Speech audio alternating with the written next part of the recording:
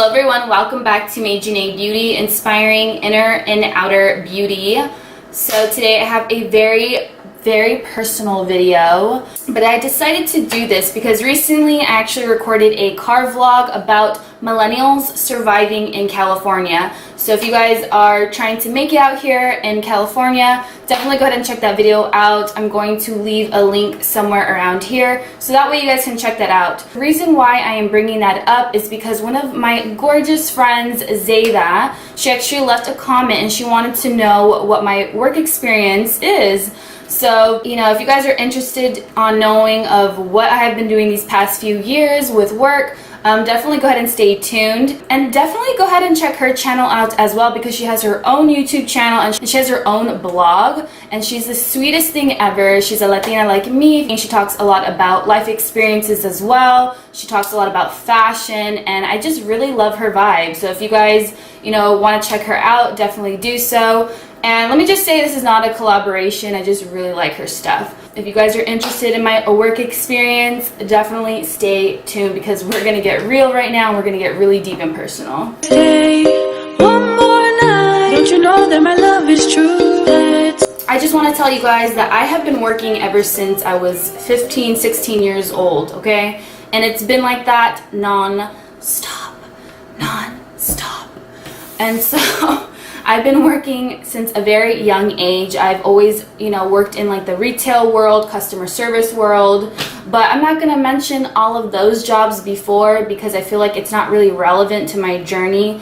My journey really started once I turned 18, and I'm going to talk about my job experience ever since then, ever since I've lived here in California in general. So we're going to talk about that. But basically, when you're 18 years old, and yeah, even though I've had a lot of jobs, you know, it can be very intimidating, and the work life can be very scary out there, you know? I mean, interviews are so scary. I don't know about you guys, but I hate interviews. I hate them because you're such in a vulnerable state, and you're just like trying to prove to them that, you know, you're the best candidate for this position, blah, blah, blah.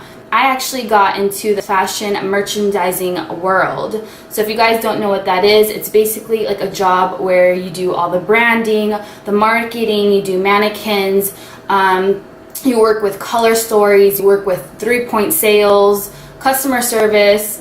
So that's basically what the fashion merchandising world is in a little bubble. There's more that goes into that, but basically I got into that at a young age, and I was doing that for, I want to say, 3 to 4 years. But it didn't start off as a fashion merchandiser right away. First, I worked as a regular associate at a store. I'm not going to tell you the companies that I've been working with because I feel like that's a little too much, but I was working as a regular retail associate at the store, and I remember we did the whole grand opening. It was a new store in my city, so it was like a big deal, you know, doing that whole store, doing that whole floor setup, and like just making the store amazing. So from there, I became really good friends with my boss, and she knew what I was capable of. She knew I was serious about work. She knew that I really wanted to promote, and she knew that I wanted to grow in this company. From there, I became an accessories specialist. And I was an accessories specialist for about 2.5 years. And I was killing it, you guys. I was killing it. I loved being an accessory specialist. It's basically the same thing as a fashion merchandiser, except you are doing that with jewelry, okay? And I love jewelry. I mean, I don't know if you guys noticed, but I wear jewelry all the time, okay? So I started going in as a retail associate, then from an accessory specialist. And I just want to let you guys know that I was so passionate about this to the point where I actually got sent out a lot to corporate in Santa Monica. And it was one of the best experiences of life, you guys, because they paid for, you know, mileage, they paid for my rental car, because at the time I didn't even have a car, you guys, and they paid for my hotel stay. It was amazing, my food, everything, just because they loved my creativity and my work. and I was just felt so amazing about that. I felt like that was success, honestly, because I was so happy at that point. And I started doing that. Then from there, the last couple years that I worked for that company, that's when I really got into fashion merchandising, but I was also still working with accessories. So I wasn't like a full-on fashion merchandiser. I was pretty much like half and half. And I learned so much about different cuts, different materials.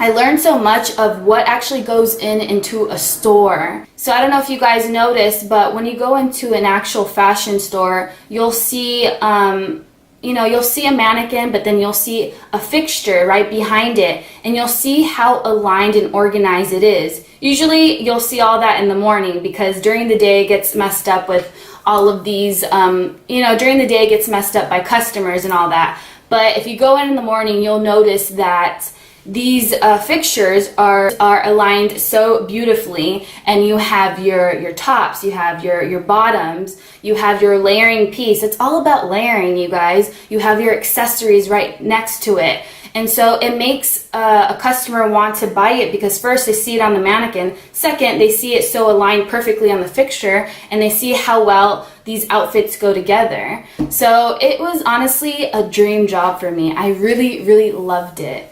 So from there, I actually got into the legal field, and it's because my company at the time with the merchandising job, it's just the company wasn't doing so well. And I know that I could have transferred stores and all that, but the thing is, I really loved where I lived at the time, so I didn't really want to move to LA, and that's where all the opportunities were. And I'm a very type of suburban type of chick. Sometimes I just like to be in the quiet areas, but I didn't want to change locations at that time. And I knew that I needed to find closer and just have different experience overall. So then from there, I saw an ad, I remember, about a legal assistant / receptionist. So I went into that field, and mind you, like, I didn't really know what the hell I was doing, because I knew nothing about legal work. I knew nothing about really computers. I mean, I knew a lot about computers. I knew the basics, but I didn't know really like what programs you used in the legal field, because this type of job is, it was dealing with workers' comp. You were dealing with personal injury cases, estate planning, and it had a lot to do with just a lot of legal documentation. You have to really understand this type of paperwork, because if it's some type of settlement agreement, you have to make sure that you are letting the attorneys know as soon as possible, because obviously it's an important piece of paperwork. So it was just a lot of responsibilities in that job, and it's something that I was not used to.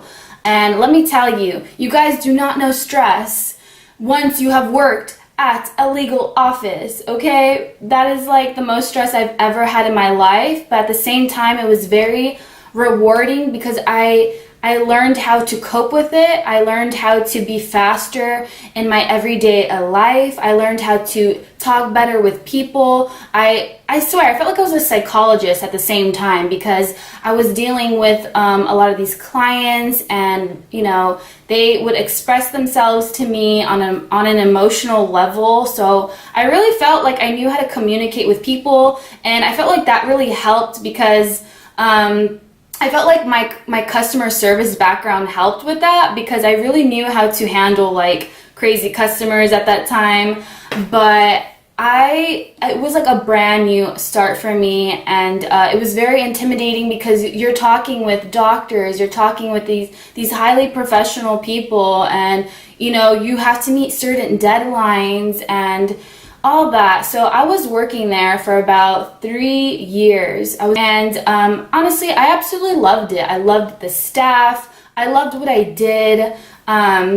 It was just a total different environment from coming from retail, coming from the merchandising background. It's completely different. So I did love my job as well as a legal assistant / receptionist. I was talking on the phone majority of the time. I was always on the phone, to be honest. I was always scanning documents, paperwork, talking daily with the attorneys about the case statuses, letting them know about our prospective clients who called. It was a very like a communicative job. Like, you really had to communicate with everyone in order to complete a case, and really making these clients happy, because that's what it was at the end of the day, is really like psychology work behind it all, because it's all about patience and making sure that the client is happy. So that's what I did for my second job, and it changed me completely. I felt like I was a different person within those couple of years from when I started that job. I felt like I was more responsible. I felt like I felt like I was more worthy, in a sense, you know, because I was going into a different type of field, you know. But anyways, I did that for a while, and then from there, I went into the real estate field. I felt like something was missing in my life. I don't know why, you guys, but sometimes when you grow up, you feel like you're not fulfilled. You feel like you're just missing something. And I think it's because society tells us that we need to have a certain degree. We have to have a certain type of license. We have to have a certain type of this, a certain type of salary, or you're like looked down upon. And that's how I always felt, you know. I felt like I was looked down upon because of my creativity, because of me. So then from there, I started looking into the real estate field. I got my real estate license, which I was super, super stoked about. I learned all about the real estate background. I mean, I was doing everything from open houses to cold calling to calling leads on the phone. It was just a lot of information that I can tell you guys, but basically, like, a lot of people think real estate is so easy, you guys, and really it's not. It's like your own business. So yeah, basically as a real estate agent, you are an entrepreneur and you are truly working for yourself, and it's all based on commission. You're not making any type of salary. It's all based on sales, and it takes a lot of time. It takes a lot of commitment, which is great because you can make such great money with real estate anywhere, you know what I mean? But it's really competitive. There's a lot of higher up people, and I feel like, honestly, I felt like in my area where I was doing real estate, I felt like everyone that was doing it already had a big base income there, or they were either retired. And where I live is a pretty upscale area, in a sense. I live in Yorba Linda, so Yorba Linda, Placentia, Fullerton area, and my office was in Yorba Linda. So if you guys are familiar with Yorba Linda, California, you guys know like how uppity up it is, you know. So it was very competitive. When you're doing like open houses, you know, in those type of areas, it does take more time to sell a house because the market is higher, obviously. So I really do like real estate, and I will go back to it again someday, but I did want to take a break from it because I felt like for some reason I wasn't completely fulfilled with real estate within, I don't know, the past 2 years. But it's something that I definitely want to do again, and I'm so happy that, you know, I got my license, and, you know, I'm so happy that I was able to finish something, you know what I mean, and have something on my back, you know what I mean, have some type of license saying that I completed something, right? So that made me really, really happy. But I started that, and that's basically how real estate is. A lot of people will not tell you that because they want you to think, oh, become a real estate agent, make tons of money, you guys. You know, you can make 6 figures, you can make more. you could be traveling on the beach every week, and you could be going out of the country, you could work from home, but people don't tell you like the struggles as a real estate agent either, because it's not all like butterflies. It's a lot of hard work, just like anything else. So you have to really be passionate about it if you're going into that type of field. So yeah, that's what I did after that. I went into real estate. Then from there, I felt like I needed something close by home. I needed some type of income coming in because I was strictly just commission. So I needed some type of income to really survive, right? So then I went into engineering company where they do calibrations and they do surveys. And it was mainly with water treatment systems. And honestly, you guys, I loved that job so much. Like, I loved it so much just because it was right here by my place. It was so convenient. I didn't have to drive so far. I didn't have to, be stuck in traffic for like 2 to 3 hours. But basically, that company, I did all the admin type of work.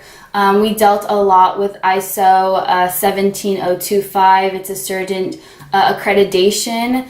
So there's a lot of explanation into that. But if you guys want to understand that, definitely Google it because it's a lot of information to talk about. But basically, it's an accreditation, and a lot of these engineering companies want that accreditation because that's where they will get more sales, they'll get more customers, they'll make more money because of that certain license accreditation, right? So I dealt a lot with that and updating, revising all the paperwork for that because you have to like maintain it. Our company, we kind of just updated things every so often just to be ahead of the game once we actually did have like an audit.